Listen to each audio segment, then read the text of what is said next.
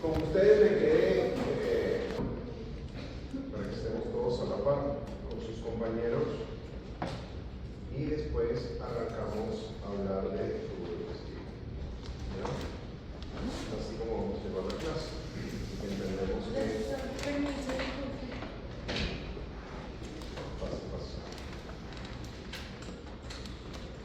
Tenemos que tomarnos una lección todo hasta donde avancemos sin pilas. Así Barbera, Alvarado, porque estuvimos hablando un poco de equilibrio base cuando hablamos, por ejemplo, del tema de enfermedad renal crónica. Lo vamos a ir incluyendo un poco ahí, ¿ya? Así que, bueno.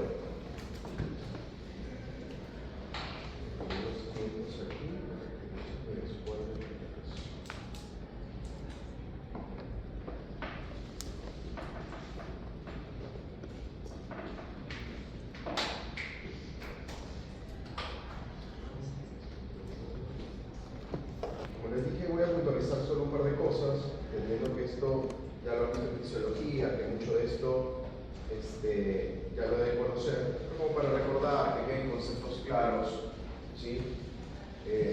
Respecto a lo que ya vieron en el grupo.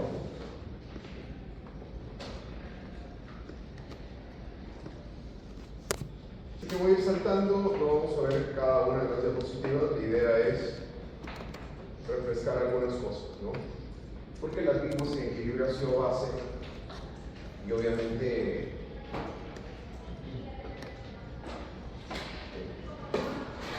perfecto, ahí está bueno.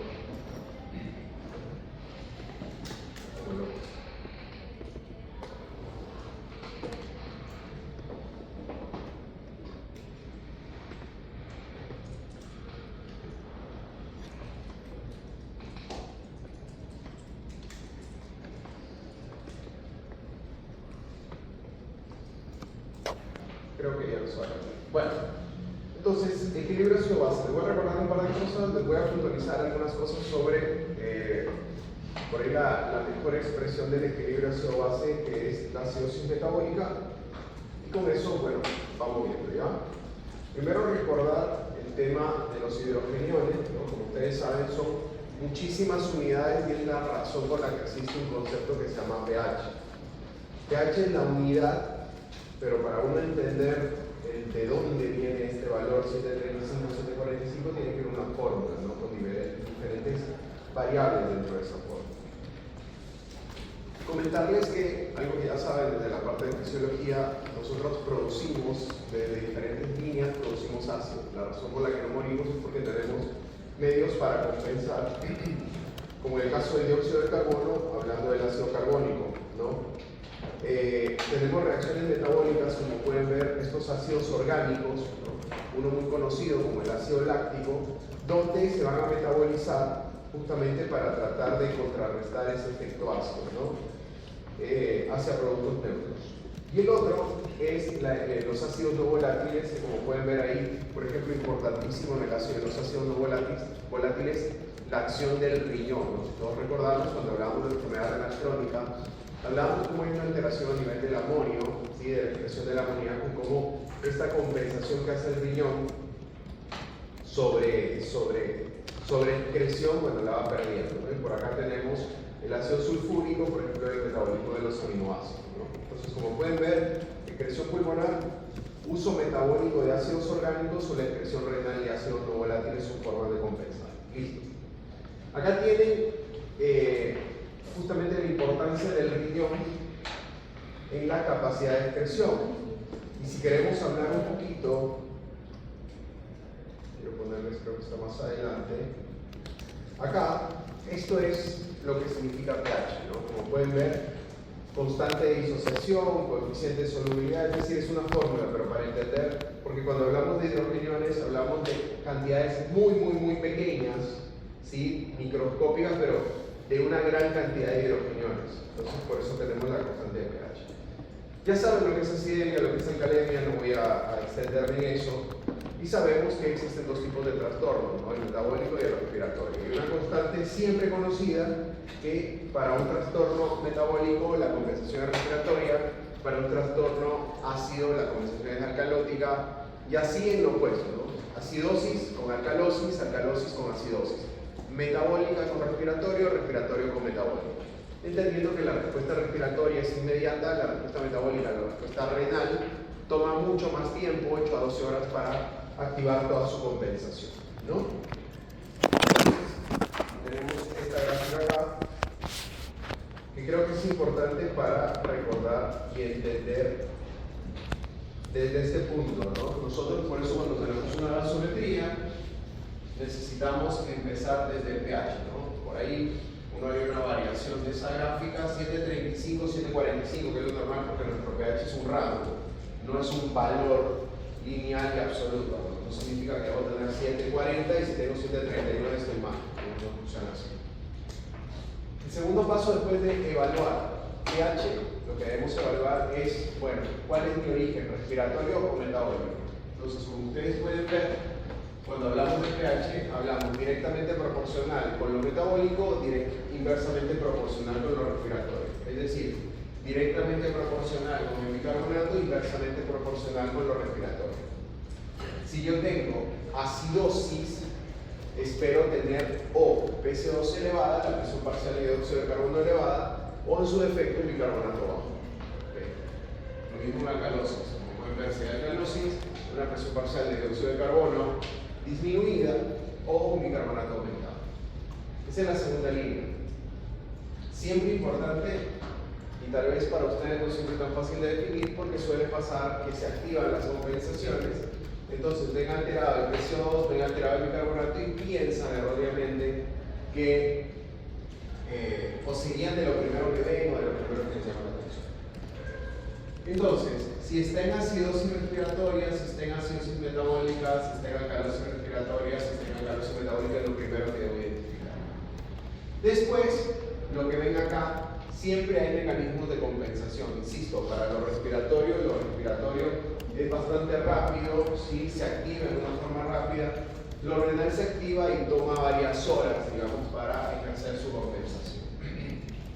Y este es un punto importante, compensación, si está, digamos, todavía está compensada o si no está compensada. Eso lo vemos sobre todo en gasometrías con pacientes en acidosis metabólica. ¿Por qué en acidosis metabólica? Porque la acidosis metabólica es como la expresión, digamos, ejemplo de todo lo que debemos hacer respecto a una gasometría, ¿no? El equilibrio ácido-base, el reto siempre dentro del equilibrio ácido-base es la acidosis metabólica. Entonces, si yo tengo una acidosis metabólica, debo ver, primero que esté en acidosis metabólica, segundo si está compensada o no está compensada. Es decir, no sé si tienen un marcador, si no se me imagina, porque el marcador creo que lo dejé en el momento. Entonces, esto es importante, por eso les dije, les voy a refrescar solo un par de cosas, porque en fisiología C, hasta el cansancio, siempre todos los años me lo comentan, les dan equilibrio ácido-base, así que deben saber qué son hidrogeniones, ¿sí? Que no te dan, no te dieron. No te dieron en fisiología. En fisiología, pero lo leí. Bueno. Entonces, si yo tengo un pH que es entre 735 y 745, tengo un PCO2 que debe estar en 545 y tengo un bicarbonato que, entendiendo que está a 24, 27 promedio. Entonces, si yo tengo un paciente que tiene 720 de pH, tiene una PCO2 o tiene un bicarbonato de 18 y tiene una PCO2 de 38, ¿sí? ¿Qué debo pensar como interpretación? ¿Qué creen ustedes? Bueno, voy a ser más específico, pero es verdad, es obvio que con la asociación metabólica, sobre todo porque estamos hablando de eso. ¿Está compensado o no está compensado? Estos son los rangos, por si acaso. Voy a... perdón. ¿Está compensado o no está compensado? compensar. Dentro de los parámetros también. ¿Por qué? Nada. O sea, porque sigue en 38 la PC2. O sea, como que está bien, está dentro de los parámetros, en cambio la otra, la acidosis está muy baja. ¿Y eso qué significa? Es que no O me sea, entendí. nada. Me dice la acidosis está muy baja. O sea, yo me entiendo. O sea, como que el pH. Pero explícame, para yo también entender. Normal. Y si estuviese normal, entonces nunca tuviésemos un problema. No sé si me explico. Bicarbonato bajo, pH bajo. Y usted me dice, doctor, pero que el bicarbonato debería estar más alto para tratar de como compensar. Me dice usted. Pero entonces si sube solito, es como un problema que queda en familia, ni siquiera lo vemos. Entonces no es la respuesta. Voy a darles a ellos que... ustedes dos creo que levantaron la mano, o solo todos. Ustedes dos, ¿verdad? Vamos a ver. Bueno, yo ahorita también vi la fórmula de Winters, que si no estoy mal es para ver el refrigerado, para ver si está compensado o no. Entonces, aplicando la fórmula, debería estar entre el 33 y el 37. Listo, tenemos una opción más que nos planteó. ¿Qué dice usted? Yo solamente estaba pensando por el lado de que no está dentro de los... Metabólica, estamos todos claros que hay asociación metabólica. La pregunta es si está compensado o no.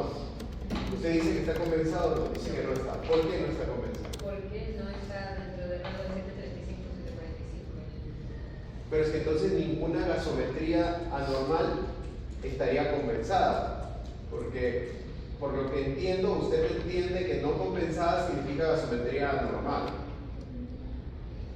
No sé si me explico. O sea, yo tengo una gasometría alterada, ¿no? ¿No me entendió? No me entendió. Pero dígame, porque chicos, ya después no me ven. Espero no vean el enfermo, no me traten, cualquier cosa me dicen, no, me caiga mal, no le lo pasar. Eso le dije a mi presidente Soy también. Tuve una molestia en lo que dije, por favor, no me puedo enfermar acá, si alguna cosa, mándenme a otro lado. A ver, perdón. Yo creo que está compensada Ya. porque el peso, o sea, no está tan alto, sino que se está disminuyendo y más la fórmula que mi compañero mencionó, o sea, en peso no debería estar la presión porque si hay más sociedad hay más. Que usted me está, pero por acá, no se ponga a chatear. Paren los huevos, porque si no me dice que no me entiende. O sea, no entendí eso que dijo lo del rango, de lo que le explicó a él. O sea, yo lo que digo, sabía que iban a tener dudas, por eso me quise desviar un poco. Este es el rango normal. Rango. Quiere decir que están dentro de ese rango. ¿Ok? Este es el rango normal, este es el promedio del rango normal. Yo lo que le decía a ella, porque su compañera decía que como el pH está bajo, de alguna forma me da a entender, entonces no está compensada. Pero mi contrarréplica era si la compensación significara que el pH tiene que estar normal, la respuesta no existiría una clasificación acidosis metabólica compensada o no compensada, porque acidosis metabólica automáticamente está alterado, entenderíamos que está no compensada. Y no funciona así. No sé si me explico de esa forma mejor o seguimos igual. Prefiero, si no me entiendes, te lo repito, no pasa nada. Lo repito, ok. Cuando yo pregunté, hay un primer fenómeno que es, ¿qué tiene mi paciente? Vamos a hablar solo de acidosis metabólica porque los otros son un poco menos frecuentes. Acidosis metabólica, ok. Mi segundo fenómeno que debo analizar, o mi segundo punto que debo analizar, es si está compensada o si está no compensada. Entonces, una acidosis metabólica es una alteración, no es normal. Entonces, yo no puedo interpretar que por estar en acidosis es no compensada, porque si no, esta clasificación no existiría. Desde el punto de vista práctico, sería acidosis metabólica es siempre una gasometría no compensada. Pero no, la acidosis metabólica, yo estoy en acidosis, siempre puedo estar o compensada o no compensada. Dentro de mi estado de enfermedad, pero para que me entiendan, de enfermedad, acidosis metabólica, porque tiene estado realmente, yo puedo estar compensado o no compensado. ¿Me explico? Mi pregunta era, por eso, si tiene 720 de pH, 18 de bicarbonato, si 30 de PCO2 indica que está compensada o no. ¿Verdad? Entonces creo que ya la respuesta la han dado algunos es, tiene 30 de PCO2, bajó la PCO2 porque está compensando con un estado de alcalosis, ¿cierto? Alcalosis respiratoria, ¿verdad? Entonces, la mayoría pensaremos ya y entenderemos que está compensada, ¿verdad? ¿Sí? Entonces, esa respuesta no es la correcta. Ahora sí voy a lo que dijo su compañero. Para un estado de enfermedad existe una compensación. Pero yo no puedo pensar subjetivamente que solo por estar bajo significa que está compensado. Porque entonces yo tendría que pensar que para este estado la compensación debería ser cualquier PCO2 que sea menor de 35, porque todas significa que está alcalinizando desde el punto de vista respiratorio. ¿Me explico? No. ¿Sí? ¿Me sigue? ¿Por acá? Okay. Entonces yo tendría que pensar que 30 es la misma representación que 20, es la misma representación que 10. ¿Me explico? Todas están menores, pero no es así. Por eso, con la ociosidad de su compañero, no se me da cuenta que está aquí. Yo me la sé de memoria en realidad. Pero por eso uno busca si está compensado o no. ¿Cómo lo busca? En el caso de la acidosis metabólica, una fórmula que es 1.5 por bicarbonato más 8 más menos 8. ¿Cuánto da eso? Aquí se nos da, lo voy a calcular yo mismo. Ustedes no les creen.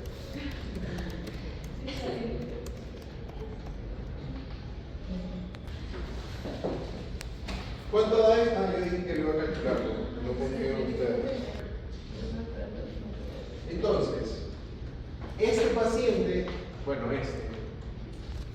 es lo que me marca que debe estar en el valor que les di, con este bicarbonato 33, 37. Digamos, es el valor. Digamos que tiene 7, 10 y que tiene 5 de bicarbonato. ¿Cuánto les da?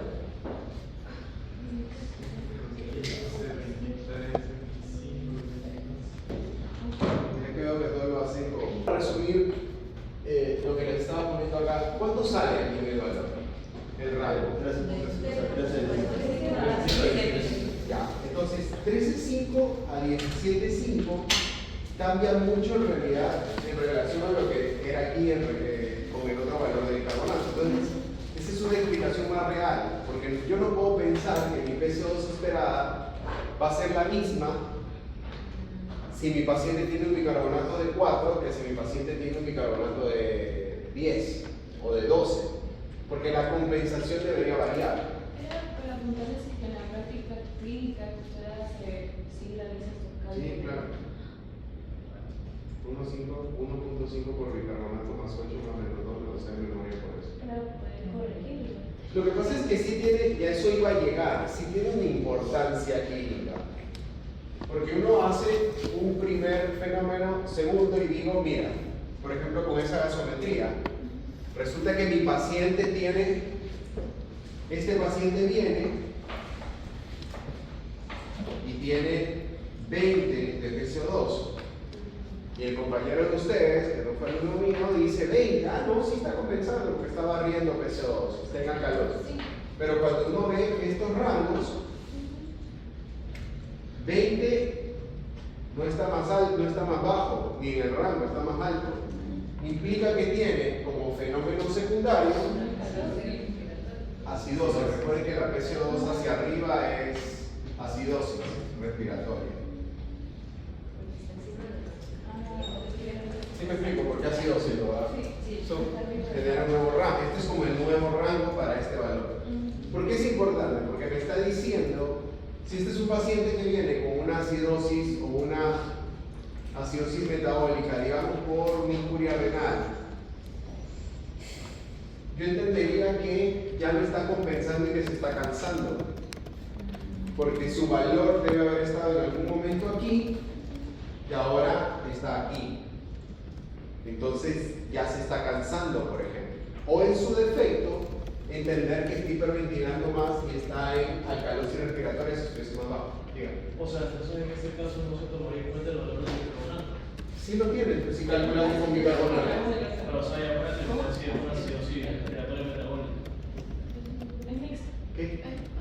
Sí, una acidosis mixta. Es una acidosis metabólica con alcalosis respiratoria. Lo que pasa es que tú tienes que identificar, no sé si eso es lo que preguntas, tú tienes que identificar cuál es tu fenómeno principal. Entonces yo no voy a pensar que mi paciente con 7-10, con 20 de PCO2 y 5 de bicarbonato tiene acidosis respiratoria. Yo lo que entiendo es que tiene una acidosis metabólica y que aquí debería estar la compensación y por eso debo calcular la PCO2 esperada. Porque imagínate con 5 de bicarbonato y que digas, no, mi paciente tiene una acidosis respiratoria. Oye, pero tiene 5 de bicarbonato. Está más cerca de morirse por este 5 que por este 20. ¿Me explico? Y ahí viene lo siguiente. Por eso tú ves si está compensada o no compensada para tratar de manejar el desorden adicional. Si este paciente estuviese entubado, está grave por otra cosa, o bueno, parte de, pero digamos que le hace la gasometría y tiene esto, primero que habla de que la estás manejando mal, porque si tiene acidosis metabólica, está ventilado y ya debería estar compensado. Pero digamos que es un paciente que está anúrico, que está esperando diálisis ya de emergencia, bla, bla, bla, pero encima tiene esta PCO2 aumentada, digamos que ni siquiera tiene 20, tiene 28, tiene 30, tienes que modificar tus parámetros del ventilador porque entendemos que el ventilador debería hacer que su PCO2 esté más bajo, no lo está compensando. Sí, sí. Bueno, dicho eso, lo tercero es el anion gap, ¿no? ¿Y por qué es la importancia del anion gap? El anion gap te da diagnóstico. Ustedes lo aprenden bien, después se vuelven unos cracks, ¿no? Para que sorprendan. Entonces, compensaciones, ya les dije, riñones demoran un poco más, 6 a 12 horas, ¿no? Y por eso los métodos de interpretación. Después viene lo del hiato aniónico. ¿Qué hay que entender del anion gap? Hay que entender que el anion gap es la diferencia entre aniones y cationes no medibles, ¿sí? El anión principal es la alúmina y esa diferencia de realmente 10 más menos 2 promedio que pueden encontrar del anion gap normal. Pero entonces es una diferencia. Y para que se sostenga esa diferencia, ustedes tienen una fórmula muy conocida que se la saben todos desde la primaria, ¿no? Que es el sodio menos cloro más bicarbonato, ¿verdad? Menos con paréntesis, ¿no? ¿Sí saben por qué va el paréntesis, cierto?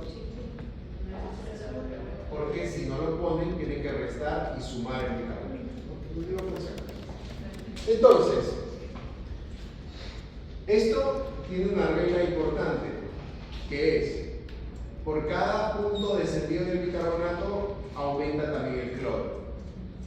Entonces, generalmente, el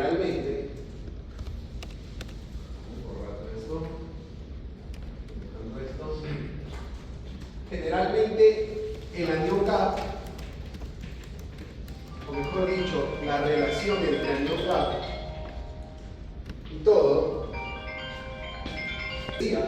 una cosa importante con el gap es el sodio, el cloro, el bicarbonato. Sí. Pero hay que entender que para nosotros tener este equilibrio, si este baja, este sube. Entonces yo entiendo que siempre, ¿cómo creen que va a ser el resultado del rango normal de este anion gap cuando se pierde bicarbonato? ¿Aumentado, normal o disminuido? Si se pierde bicarbonato. En la misma, porque proporción que cloro. Ajá. O sea, la misma proporción que baja el bicarbonato sube el cloro. Entonces no le queda. ¿Qué creen? ¿Aumenta? ¿Disminuye? ¿Cómo está? Disminuido. Aumentado, ¿verdad? ¿Quiénes dicen aumentado? Ya se va. Aumentado, levanten la mano, los que dicen aumentado. ¿Quiénes dicen disminuido? Perfecto. Sí que sufren, ¿no? Se les ha hecho re difícil. El restante de sodio con petróleo, o sea, si está bajando el petróleo, está subiendo el petróleo. Si baja 10 Ajá, pero sube y el sumo 10, si ahorita lo hace con mucha lógica, pero hace 30 segundos estaba siempre aumentar. Si bajo 5, subo 5. El sodio no, es una constante. Entonces, por eso las acidosis metabólicas con anión GAP normal se consideran hiperclorémicas. Y por eso tienen el GAP normal. Fisiopatológicamente es por eso. ¿Por qué no sube el GAP? Porque todas estas están relacionadas, por ejemplo, con pérdida del carbonato, de la razón que sea. Diferente si tengo anión GAP alto. ¿Cuándo se puede dar anión GAP alto? Cuando tengo aumento o aporte de ácidos exógenos o endógenos. Es decir, si son 30 estudiantes y de pronto sumo 5 estudiantes, siempre va a haber más. Sumo 6, sumo 7. ¿Ok? Entonces, no es lo mismo que si de 30 estudiantes siempre tengo 30. ¿Sí? Porque siempre vienen de otro curso y siempre me dan los 30. Siempre está el mismo valor. Si a mí me dijeran, mira, no te preocupes, que si faltan 5, yo te mando 5. Listo. Siempre tengo el mismo número. Pero si me dijeran, mira, necesito que le des clase a más estudiantes y te voy a pasar del otro curso, siempre voy a tener más. De ahí viene el origen del anión GAP alto. Seguro, porque han sido difíciles ustedes. Como que una clase les voy a hacer un test cognitivo para ver cómo vamos. ¿Cómo vamos? Eso es que les hago a los adultos mayores y vemos por ahí cómo andamos. ¿Ya? Entonces, por ahí viene la determinación del anión GAP. Y por eso tenemos que, generalmente, cuando hablamos de anión GAP alto, perdón, porque empecé a alzar un poco la voz. Cuando hablamos de anión GAP alto, hablamos de 4 grandes grupos: intoxicaciones, acidosis láctica. ¿Qué pasa? ¿Está entusiasmo? La molesta. ¿Qué estás haciendo? Ah, le pateaste. Láctico, por el ácido láctico. Cetoacidosis, por las cetonas, el ácido beta-hidroxibutírico, ¿sí? El acetoacetato, ¿sí? Los ácidos de la uremia y o ácidos por intoxicación. Esas son las que están resumidas acá. ¿Okay? Todo lo demás me da anión GAP normal. Sea diarreas, acidosis tubular, diuréticos tipo la acetazolamida, todo me da. Y por eso, para que lo entiendan mejor, por eso estaba descargando todo antes de empezar.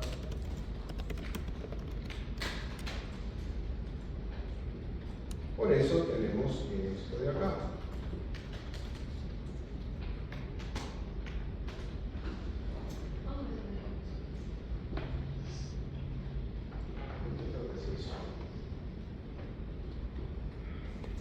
Por eso,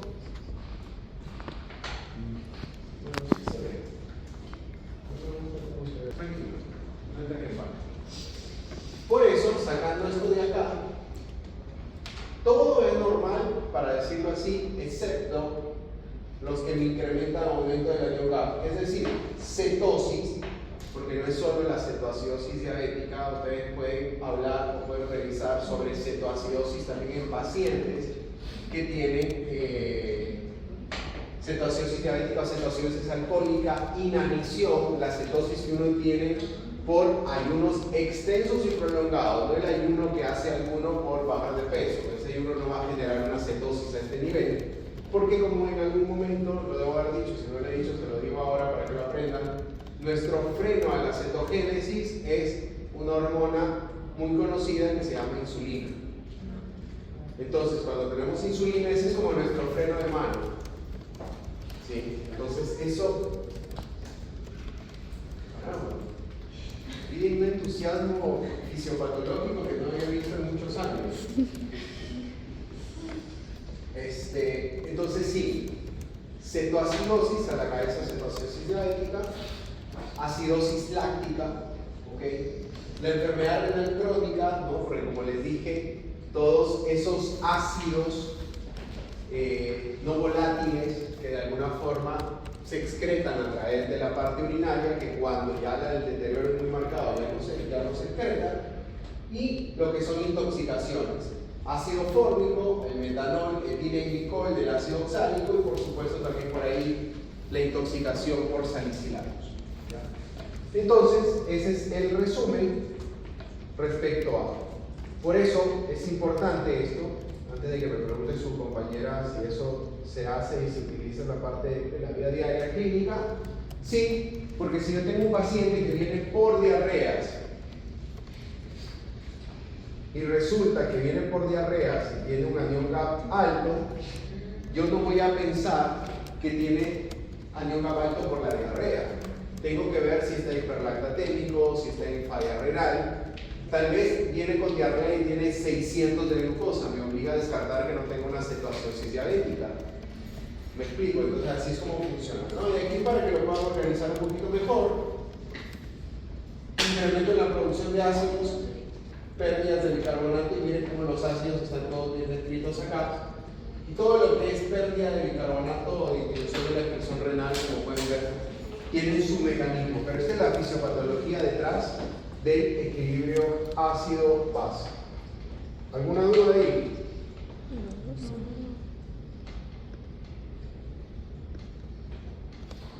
Eso es lo que tienen que saber, y por eso es así como se calcula, ¿sí? Cuando uno evalúa a los pacientes. No es que uno va a ver una geometría, porque eso permite manejo.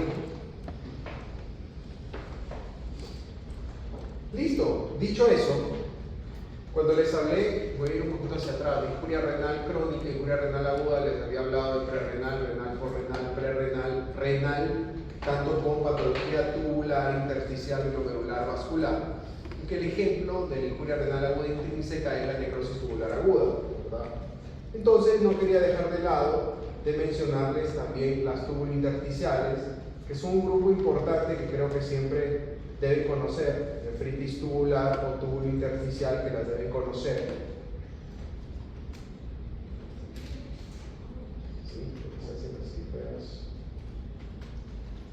¿Okay? Para que terminemos un poco esta parte de riñón, ¿no? Entonces, como pueden ver, cuando hablamos de tubular intersticio, ¿no? Hablamos de esto, de que puede haber fibrosis, inflamación del intersticio renal. Y hay muchas causas que nos pueden llevar a patologías intersticiales agudas y también crónicas, es decir, me sirven para entender injurias renales agudas, pero también pacientes que puedan desarrollar una enfermedad renal crónica de causa intersticial crónica. Las causas principales, hablando de agudas, son las terapéuticas, farmacológicas, así que hay que saber bien cuando vean fármaco, cómo actúan los fármacos, saber cuáles dan más riesgo. Como pueden ver, antibióticos como quinolonas, sulfonamidas, ¿okay? Ni qué decir de beta-lactámicos, antiinflamatorios no esteroideos o los inhibidores de la COX-2, cuidado, anticonvulsivantes que también pueden generar patología intersticial aguda, incluso inhibidores de bomba de protones, ¿no? Después de infecciones, patologías autoinmunes también como la nefritis asociada a uveitis, ¿no? El Sjögren, pueden generar complicaciones agudas intersticiales, ¿no? Lupus eritematoso sistémico, y por ahí patologías con nefropatía por depósito de cadenas livianas como el mieloma o el riñón del mieloma. Pero también tenemos patologías crónicas, que ya mismo se las pongo, ¿no? Se las voy a saltar un poquito. Estas son las crónicas para que las puedan ver. ¿Y qué me puede llevar a patologías tubulointersticiales crónicas? A la cabeza, las patologías obstructivas. En los niños, reflujo vesículo-ureteral, y como pueden ver, En el caso de, si tuviese que pensar en adultos, cuidado, patologías obstructivas crónicas, prostáticas, vesicales que me pueden llevar en el tiempo a nefritis tubulointersticial. También tenemos el tema de fármacos, ¿ok?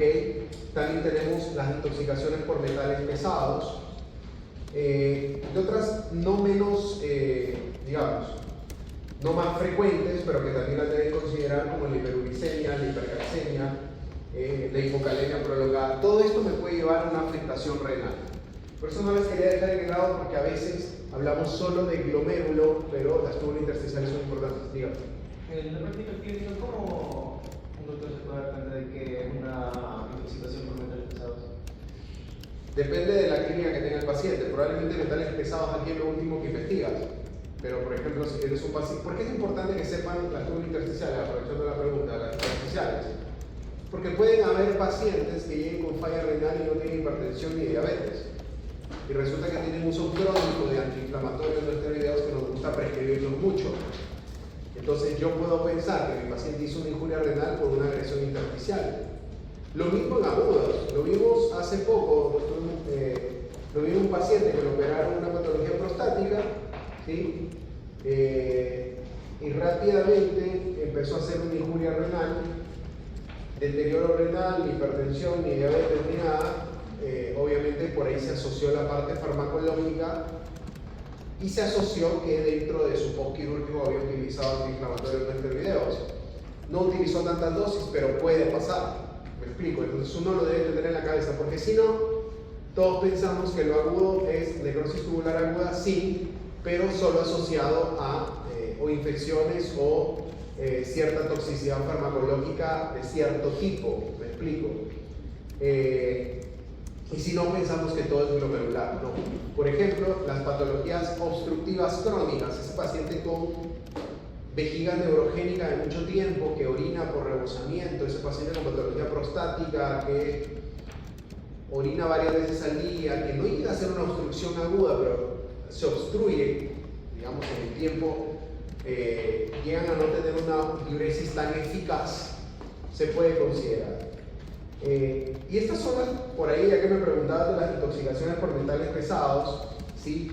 Plomo, cadmio. También existe una nefritis intersticial que se considera mesoamericana, que se asocia a agricultores, es muy rara, difícil de probar, digamos, pero que pueden hacer falla renal. No se conoce la causa bien, si es deshidratación crónica o algo, pero lo pueden hacer.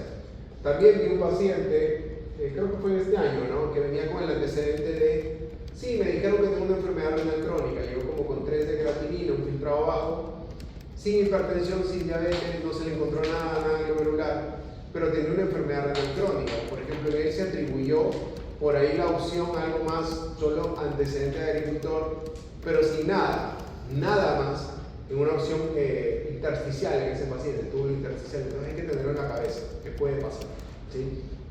Es decir, para que se den cuenta que no todo es tan fácil, ¿no? Porque por ahí veo mucho cuando converso, no solo con estudiantes, también con residentes, si tiene enfermedad renal solo atribuimos hipertensión y diabetes. Bueno, siempre hay un mundo por fuera de la hipertensión y la diabetes. Entonces, por eso que conozcan las tubulointersticiales no está mal, ¿no? Bueno, esto ya se lo dije, las crónicas, uropatía obstructiva, el reflujo vesicoureteral en niño. Como bien preguntaba su compañero, metales pesados. En nuestro medio no siempre hacemos evaluación de metales pesados, no siempre lo pensamos, por ahí deberíamos pensarlo un poco más. La nefropatía mesoamericana, que también se las decía, si solo pensamos en intoxicación por cadmio, por hipercalciuria y nefrolitiasis, tendría que evaluar a gran parte de la población que tiene formación de litos y que tiene recurrencia de formación de litos, ¿no? Ahora hice operar a una paciente que tiene nefrolitiasis y litiasis a repetición, pero su problema no es una intoxicación por cadmio, es hipercalcemia, por un hiperparatiroidismo primario. Entonces, pero hay que tenerlo en la cabeza, ¿no? Plomo también se acumula en el túbulo proximal. Después hay una triada no muy frecuente, triada con una baja sensibilidad de la nefritis tubulointersticial, que es fiebre, rash y artralgia.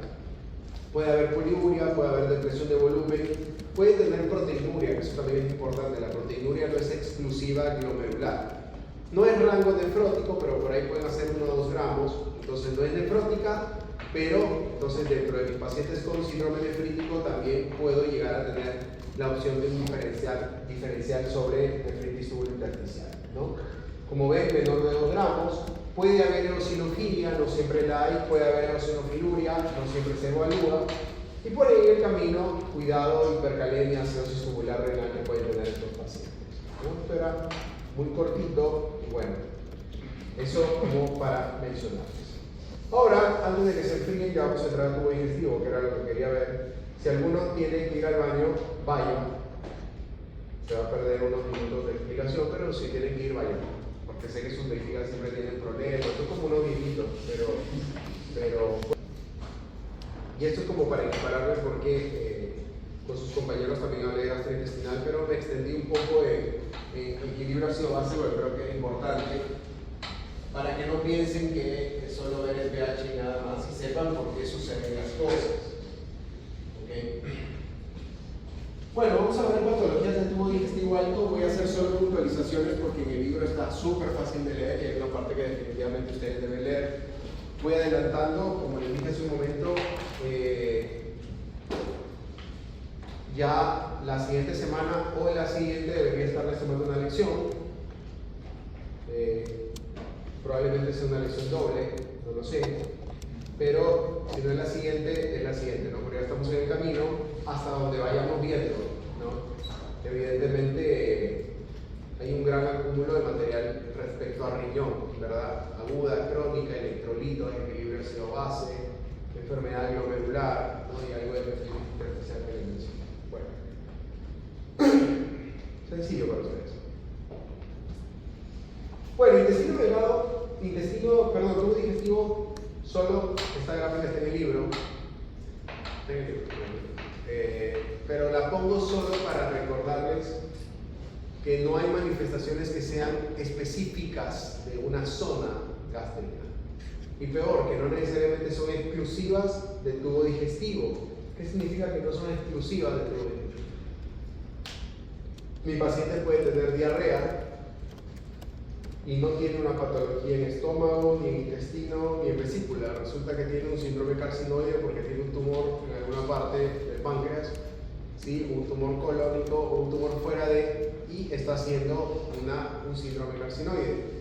Tal vez mi paciente tiene diarrea y lo que tiene es hipertiroidismo, y los pacientes con hipertiroidismo, hablando de los pacientes que hacen tormenta tiroidea, pueden incluso hacer ictericia.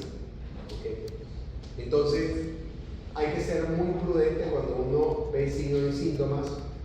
El paciente puede tener dolor en epigastrio que impresione que sea gástrico, puede ser biliar y resulta que también es irradiación de una patología lumbar o discal. Entonces, hay que tener mucha precaución con eso, ¿no? Lo mismo con disfagia. Disfagia, cuando uno evalúa semiológicamente la disfagia, hay disfagia faríngea y disfagia esofágica. Y en disfagia esofágica no es lo mismo una disfagia mecánica que le sucede al paciente con una patología obstructiva o neoplásica que la disfagia motora que puede tener en patologías esofágica motora, donde no puede ni tolera sólidos y líquidos por igual, y el paciente tiene esclerodermia o acalasia, ¿no? Entonces hay que verlo así. Vamos a empezar hablando rápidamente detalles. Acalasia, hay que recordar, es muy funcional. Hay que recordar que aquí es una afectación neurogénica. ¿Qué significa? Degeneración del plexo mientérico y pérdida de neuronas inhibitorias que liberan péptido intestinal vasoactivo y óxido nítrico. Estos pacientes, como pueden ver, no tienen que ver con afectación de la pared como tal. Su daño viene desde la parte del sistema nervioso periférico. ¿Me explico? No se olviden que el tubo digestivo tiene su inervación propia, ¿no? Ese plexo submucoso y el plexo mientérico, ¿no? Deben haber escuchado alguna vez en alguna materia, ¿no? Sí sabían que tenemos, sí tienen, ¿no? Bien, ¿verdad? ¿Y? Bueno, ya saben todo. Eso me agrada. Eso genera que subamos el nivel. Esta es la patogenia, inervación defectuosa, y lo importante que ante esa inervación defectuosa va a haber una mayor contracción del esfínter esofágico inferior, hipertonía, junto con relajación inadecuada en respuesta a la deglución. Hay trastornos en el peristaltismo a nivel del tercio distal del esófago. Entonces, es como una funda hipercontraída abajo, ¿no? Hay que recordar también que la acalasia, cuando ven las cifras, por ahí les habla de cifras escasas, pero no es lo mismo acalasia primaria que secundaria, ¿no? Hay una acalasia primaria per se, y esa acalasia secundaria que se puede dar por cáncer, que se puede dar por una enfermedad como el Chagas. Ustedes ya no deben haber escuchado mucho de Chagas, pero siempre está muy descrita, ¿no? Ese megaesófago o megacolo que pueden tener los pacientes, ¿no? Manifestaciones clínicas. Primero, esto es progresivo en el tiempo, no es que el paciente se le diagnostica hoy y empezó ayer. Esto es progresivo y uno va viendo cómo el paciente va progresando en su intolerancia digestiva, se va produciendo agrandamiento esofágico y por eso pueden llegar a tener una gran cantidad de contenido de alimentos dentro del esófago, ¿no? Entonces, por eso esto llega a ser incluso un riesgo broncoaspirativo en el paciente. Entonces, imagínense si el paciente encima broncoaspira, manifestaciones de disfagia, puede tener algo de tos, el paciente, broncoaspiración, pérdida de peso. Cuando la acalasia ha progresado, estos pacientes pierden peso significativamente porque deciden no comer, no toleran la ingesta. ¿Okay? Entonces uno ve que están caquéticos, pierden peso y pueden tener molestias propias también de la afectación esofágica, hablando de pirosis, no es algo retroesternal porque tienen todas ulceraciones que se pueden dar a nivel de la mucosa.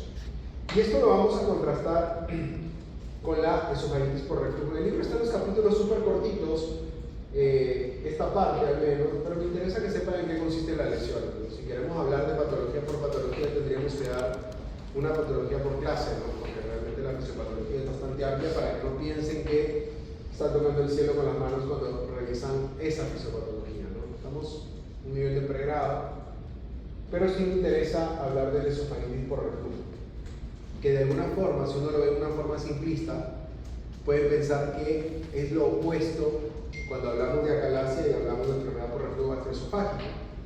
Pero al final no son opuestos, porque aunque uno tiene hipertonía y el otro puede tener incapacidad o insuficiencia del esfínter esofágico, no es lo mismo esa afectación que inicia localmente que en el caso de la acalasia, que estamos hablando de alteraciones a nivel de la inervación.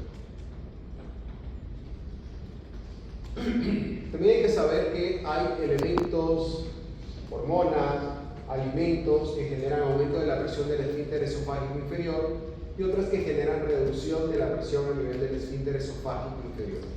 ¿Ok? Ahí las tienen, las pueden revisar, pero para que se den cuenta cómo tenemos, por ejemplo, el baclofeno aumenta la presión del esfínter esofágico y otros como la dopamina y el diazepam que pueden generar relajación del esfínter, obviamente con eso aumentar las opciones de enfermedad por reflujo gastroesofágico. Otra cosa, aunque en el capítulo les ponen como esofagitis por reflujo, recuerden que no toda enfermedad por reflujo gastroesofágico se asocia a esofagitis. O sea, no todo paciente, que tiene enfermedad por reflujo gastroesofágico tiene esofagitis. Y en un punto, cuando tienen esofagitis, hay que estadificar ese esofagitis. No es lo mismo tener una esofagitis grado 1 que esofagitis grado 4. No es lo mismo tener reflujo que tener esofagitis con reflujo. ¿Sí? Y esta es la patogenia. Como pueden ver, pérdida del peristaltismo secundario, pierdo el tono del esfínter esofágico inferior. Por otro lado, tal vez un paciente tiene aumento del volumen gástrico, otro paciente tiene aumento del volumen ácido, pero desde diferentes mecanismos. El resultado es que voy a tener ese dolor y erosión por reflujo del contenido ácido del estómago. Y sobre todo, esto está en el libro, es entender que esto es la cronicidad, ¿no? Cicatrización, fibrosis, recuperación y una injuria que es recurrente en el paciente. Y esa injuria recurrente, si te hago así te duermes más, ¿verdad? Pero te caes, me preocupé ahorita. Casi haces un latigazo, cuidado, la cervical huele después, no, ten cuidado, no sé si se ponen cinturón de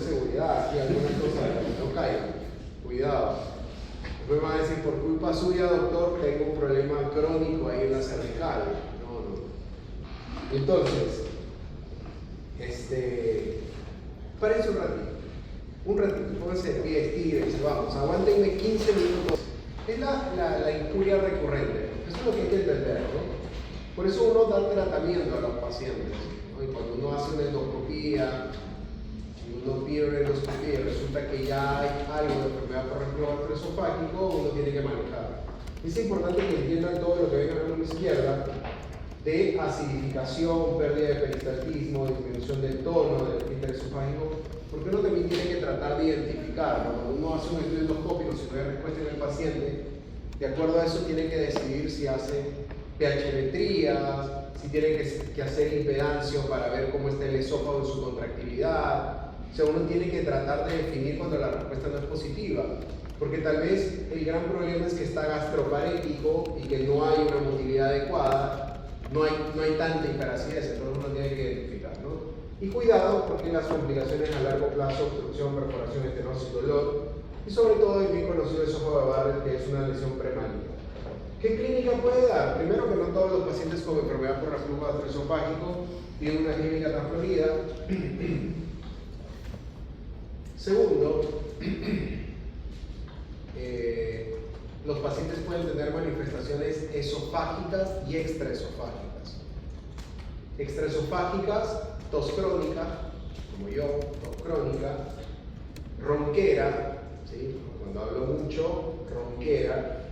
Pueden tener manifestaciones de disfagia y manifestaciones propias de esófago como pirosis. Pirosis es una manifestación. Semiológicamente la pirosis es esa agrura retroesternal que puede referir el paciente. Pero les digo, a veces la enfermedad por reflujo gastroesofágico se manifiesta con datos extraesofágicos. Dolor torácico, tos crónica, ronquera, no hay otras manifestaciones, pero es importante identificarla.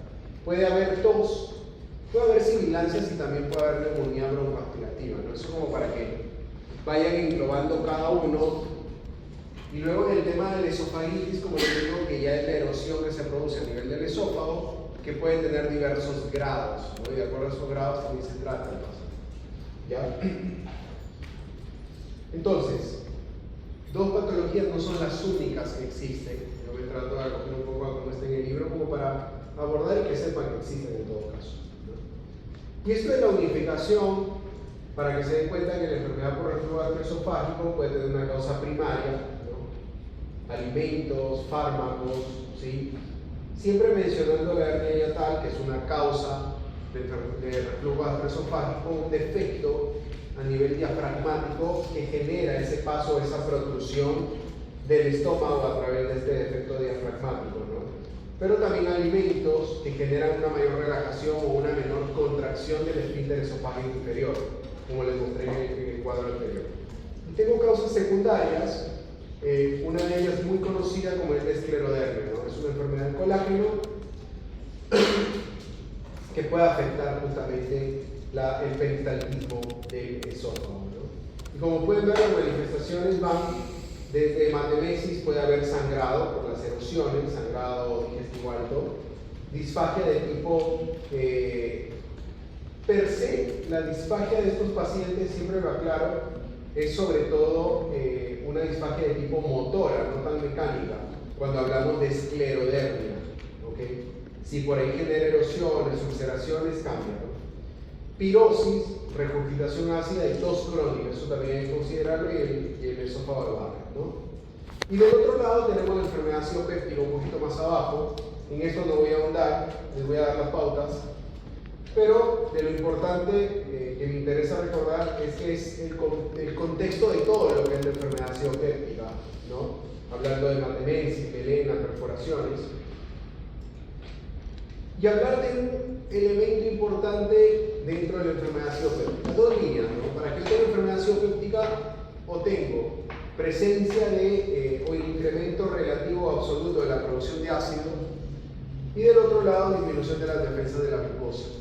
Cualquiera de las dos, o solas o combinadas, van a generar el desarrollo de enfermedad ciopéptica.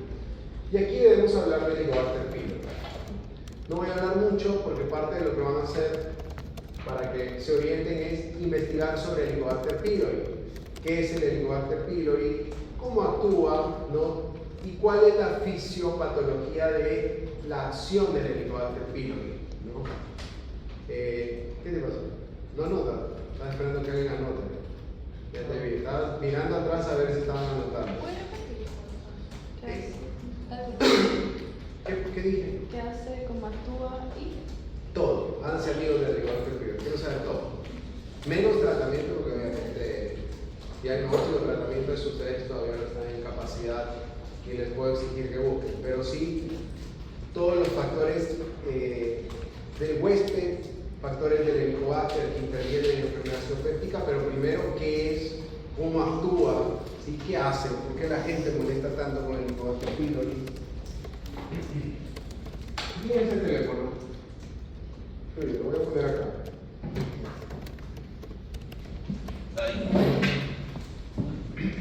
Entonces, es importante. Parte de la importancia está ahí, ¿no? En esa gráfica, que de hecho es una gráfica de su libro, que no la saco porque me parece una representación básica pero fácil de entender. El Helicobacter pylori puede asociar dispepsia funcional, puede asociar gastropatías erosivas, ulceraciones duodenales gástricas y en un porcentaje chiquito puede asociar también adenocarcinoma gástrico y linfoma tipo mal. Entonces, aunque es un porcentaje de pacientes más pequeño, ya van a revisar el porcentaje de la población que está colonizada o que tiene asociación con el Helicobacter pylori, y cuando uno calcula porcentajes pequeños en una población tan grande ya no son tan pequeños. Y segundo, que así fuera 1%, 0.00001 que desarrolle cáncer gástrico, uno no quiere ser el que se saque el ticket y sea el 0.00001 del estadístico. Entonces, el Helicobacter pylori es importante conocerlo porque siempre se trata. ¿Okay? Esa es la razón por la que se presenta. Y esto para que vean un poco, ¿no? Para que se den cuenta de la importancia respecto al Helicobacter pylori, no tanto en factores bacterianos como del huésped. ¿Y esto en qué se representa? En explicar y entender por qué no todos sufrimos lo mismo con el Helicobacter pylori, ¿sí? No tiene una causalidad donde yo sepa que genera adenocarcinoma gástrico y entonces todos deberían tener adenocarcinoma gástrico los que tienen Helicobacter pylori, no funciona así. Es porque hay factores de la bacteria, pero también factores del huésped que están asociados. Y cuando uno ahonda, esta gráfica que está en el libro, hablamos de hiposecreción ácida, cuando hablamos de pangastritis e hipersecreción ácida, cuando hablamos de afectación antropilórica, ¿no? Antral, realmente. Y esto viene con los altos niveles de producción ácida que se asocian, ¿no? Con el Helicobacter pylori. Y tenemos cómo la infección me puede llevar a una gastritis antral, y la gastritis antral asociarse sobre todo a úlceras duodenales. Hablamos de hipersecreción ácida, de hiperacidez. Pero también podemos tener los pacientes con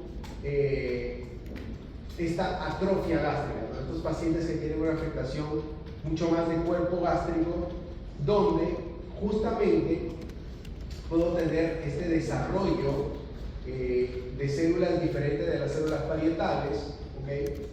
Y generarme con esta atrofia gástrica un aumento del riesgo de metaplasias, displasias y cáncer gástrico, ¿no? Ya ustedes saben que para que se active el ácido no dependemos solamente de las células parietales, ¿no? Entonces, si volvemos, se van a dar cuenta que la gastrina cumple un rol importante, ¿no? Y cómo, por eso los pacientes que tienen atrofia gástrica tienen este riesgo de adenocarcinoma mucho más marcado.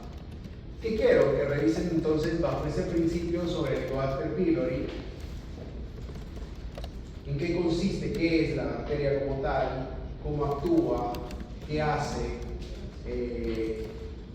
¿Cuáles son sus mecanismos de acción? Como para entenderlo de mejor forma.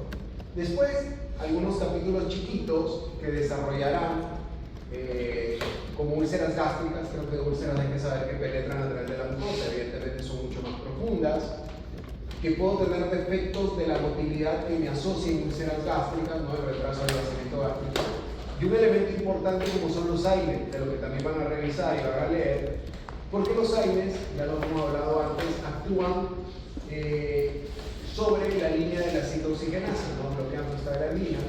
Y entendemos que el prostaglandina tiene una acción importante en la producción de moco, en la producción de bicarbonato a nivel gástrico, ¿sí? En recuperación de mucosa. Entonces yo les decía, ¿ya se va? ¿Se va? Pues sí, está bien. Tú también te tenías que ir. ¿Quién va? Yo, ya no vamos todos. ¿Ustedes también? Sí, No, solo Hoy hoy, sí, solo hoy hoy. sí. Ya, listo, vaya. Adiós. Te voy a dar un secreto ahorita. Cierre, por favor. No, chicos, unos minutos más, solo para darle las pautas de lo que hay que ver. Una pregunta, ¿la investigación solo investigamos o tenemos que hacer? No, solo tienen que investigar. Solo te dan una excusa cuando se los tomen el examen como para decir yo les dije. Entonces solo eso. No se cansen, tranquilos. Por favor. Tienen tanto que estudiar que a mal mandaría hacer un trabajo. Se olvidé la lección, en una de estas semanas nos sorprende, una lección doble, va a valer doble de nota, así que les adelanto. Que si voy a separarlo para tomarles, no voy a tomar uno, tomo las dos de una vez. No estoy haciendo nada malo, tengo derecho a tomar dos lecciones, como les prometí que iba a hacer. ¿Verdad? Listo. Espero que me senté, me voy a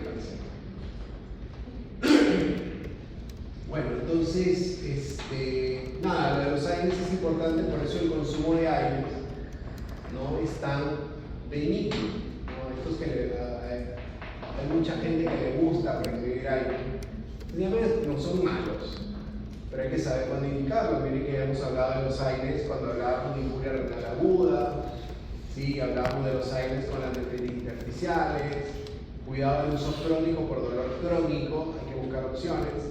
Ya hablamos de AINES, por eso hay ciertas lesiones muy típicas de hemorragia digestiva de úlceras asociadas al uso de AINES. Entonces, ojo, hay que tenerlo siempre en consideración, ¿no? Y esto para que, me gusta esta gráfica como para que nos demos cuenta, porque esta se ve muy macro, ¿no? Moco, células epiteliales, el paciente se queja por nada. No. Cuando vemos mucho más microscópico y nos vamos más a la parte fisiopatológica, sabemos y entendemos cómo el uso de antiinflamatorios afecta de otras formas, ¿no? También activando especies reactivas de oxígeno, asociando disfunción mitocondrial, ¿ok? Es decir, aumenta el estrés o genera estrés oxidativo. Miren cómo también, ya sabemos, la defensa de las mucosas disminuye, pero también asocian inflamación y también apoptosis. Entonces el daño a largo plazo es mucho mayor, ¿no? También gastritis erosiva, hay algunas causas asociadas a gastritis erosiva, muy fáciles de entender, ¿no? Porque tiene una erosión aguda, pero por ahí la anoxia gástrica es una que recalco, porque es la razón por la que un paciente puede hacer una gastritis erosiva y por ejemplo esté en shock séptico, está grave. ¿Por qué? Por la anoxia, ¿no? Como la hipoperfusión puede gatillarle también injurias gástricas. La hipoperfusión es lo que me puede llevar a que un paciente que se lo alimente no tenga una buena respuesta con la alimentación. ¿Por qué? Porque no tiene una perfusión de mucosa adecuada. Ni qué decir si hay hipersecreción ácida, déficit energético intramucoso, ¿no? Son algunas de las causas. Y también existen las dos lados, ¿no? La gastritis atrófica. Y en gastritis atrófica hay que hablar de un espectro de enfermedades, un grupo heterogéneo de enfermedades, pero hablando de enfermedades creo que hay dos grupos importantes. Uno de esos es la asociada al Helicobacter pylori, el riesgo de adenocarcinoma gástrico como hablamos hace un rato, y otra que es la anemia perniciosa, ¿no? Tiene un contexto inmunológico donde esta atrofia se da porque hay anticuerpos que van y destruyen y afectan y golpean las células parietales. Entonces las células parietales son las células que tienen el mayor rol de producción ácida en el estómago, ¿ok? Aparte tenemos gastrina, tenemos otros elementos de acetilcolina, pero hablemos de las células parietales como tal. Y como también tienen relación con el factor intrínseco, estos pacientes con anemia perniciosa, uno encuentra que aparte de la atrofia pueden tener o tienen déficit de vitamina B12. A veces el estudio parte de ahí. Resulta que uno encuentra anemia, déficit de B12, entonces obliga a saber por qué el déficit. Si es farmacológico, está usando algo que bloquee la absorción. Ciertos fármacos como la metformina pueden generar déficit de vitamina B12, pero obliga también a pensar hacia la parte gástrica, inmunológica, anticuerpos, anticélulas parietal, anticuerpos, antifactor intrínseco y en el camino a ver si no hay atrofia gástrica. Ya les dije, úlcera duodenal es mucho más asociado a helicoatrofia. Intestino delgado y intestino grueso. Está partida, por si acaso una sola, pero la partí porque si no se hace muy extenso y eso les hace daño, ustedes después están con miradas perdidas en clase. Ya conozco, ya tengo tiempo, cuando ya están como muchos, aguda crónica, por ahí una clasificación clínica un poco más amplia, ¿no? Porque uno no puede pensar menos de 14 días, más de 30 días. Uno no dice, bueno, y el intermedio, si tiene 18. Entonces, entendemos que hay agudas, persistente, prolongada y crónica, ¿no? ¿Qué es importante aquí? Dos conceptos: diarrea osmótica y diarrea secretora. Es importante, es un principio clínico. Osmótica asociada a malabsorción, cede con el ayuno, y aquí vamos a tener una absorción o digestión de nutrientes defectuosos. Y en la secretora hay transporte de líquido afuera de las células epiteliales y no mejora con el ayuno. Es un concepto básico, pero útil, uno siempre lo aplica. Si un paciente tiene diarrea, semiológicamente uno va a preguntar: ¿tienen asociación con la comida? ¿No tienen asociación con la comida? ¿Sí? ¿Cede con el ayuno? ¿No cede con el ayuno? Uno tiene que preguntar. La secretora típicamente es la diarrea asociada a infecciones. Infección por el cólera. El paciente hacía 20, 30, 40 diarreas, defecación constante en agua de árbol, semiológicamente hablando, y el paciente podía hacer shock hipovolémico por las diarreas. Diferente que la diarrea osmótica, ¿no? Las diarreas osmóticas, como les pongo, tienen que ver con malabsorción, tienen que ver justamente con algún trastorno a nivel desde la digestión, desde la degradación de ciertos elementos. Uno degrada proteínas, degrada lípidos, degrada grasas, ¿sí? Y por ahí tenemos, por ejemplo, los pacientes con intolerancia a la lactosa, ¿no? Falta de lactasa. No tenemos cómo degradar lactasa, sin lactasa, ¿no? Entonces, ¿qué es lo que sucede? Ante la falta de esta enzima, ciertos alimentos van a generar una osmolaridad mayor y eso lleva a diarreas.